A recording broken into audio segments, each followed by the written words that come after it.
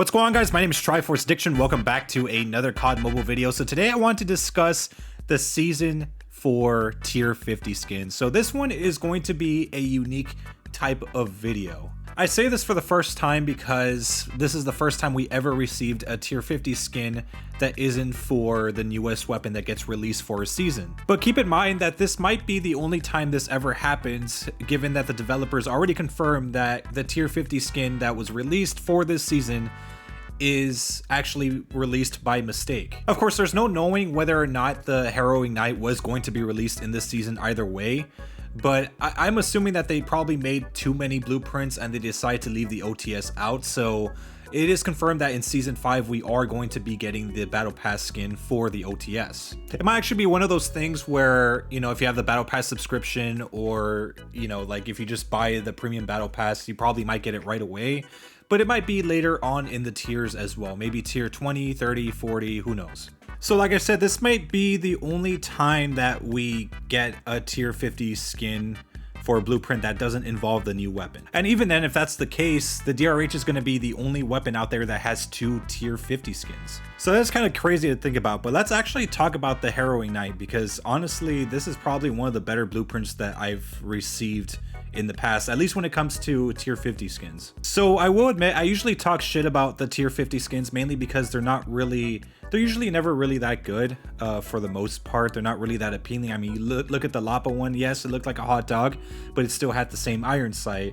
I would say that the most recent one that was pretty good was actually the HDR. In reality, most of these tier 50 skins are kind of hit or miss. That's one thing I do concern myself with, like, every season, and I just wonder, man, is this tier 50 skin going to be good, or is it just going to be another bad skin? You know, you never know, because it's sometimes they do it right, sometimes they do it wrong. It's never a clear pattern. But luckily this time, for the second season in a row, they actually did a pretty good job with the tier 50 skin, which is the Harrowing Night. So yes, the Harrowing Night, honestly, for a DRH is probably one of the best epic skins that I've seen for this weapon.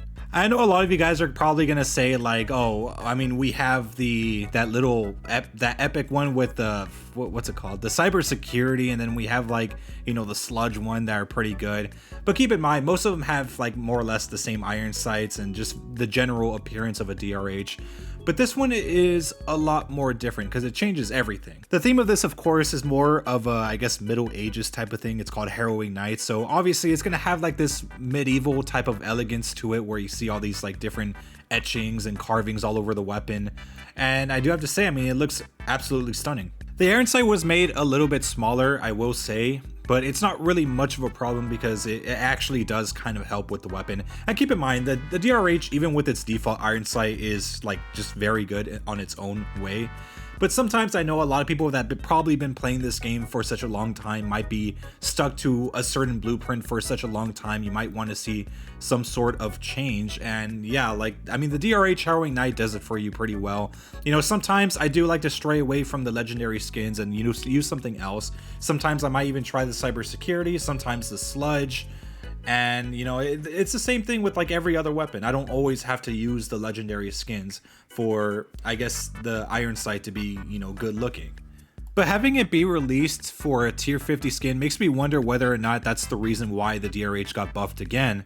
And, you know, before, the DRH was already a pretty good assault rifle. A lot of people would prefer that over like the Man of War, because apparently like its 3-shot hit potential is a lot better. But I mean, I would say Man of War is like still more superior since it could just shoot anywhere in 3 shots. But like with the DRH, it kind of explains the buff that was given to it for this season. Trust me when I say this, most blueprints that get released, like legendaries or even epics, you know, when you see the patch notes, it does kind of, you know, the blueprints explain why they happened. You know, it's like you wouldn't think this weapon would get a buff, but since it's getting a legendary or a mythic, yeah, it's gonna get a pretty massive buff for the most part. And it kind of gives you a hint on what's to come for that season. Funny thing is, I knew the skin was coming out for the Battle Pass, but I didn't know it was going to be a tier 50. Like, to be honest, given that it's like really good, I thought it was going to be like a tier 30 or tier 40 skin. I wasn't expecting it to be the tier 50 skin.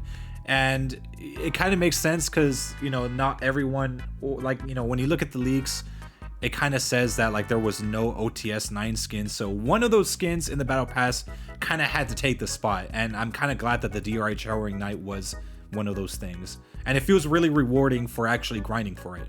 But yeah, overall, this is a pretty good tier 50 skin. Hoping that they keep up this pattern of making really good tier 50 skins in the future.